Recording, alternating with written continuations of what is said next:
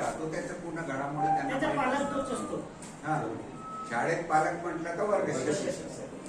तर त्यांना जर भेटलं तर पूर्ण जी स्थिती आहे, प्रगती आहे, त्याच्याबद्दल आपल्याला माहिती मिळाली. त्यांच्याशी भेटून घ्यावं आणि मग निघावं. ठीक आहे. आणि जे आता पालक आलेले आहेत तर त्यांनी आमच्याशी जे चर्चा करायची ती करून घ्यावी, जेणेकरून आम्ही आता त्या विषयावर सुद्धा बोलू शकतो.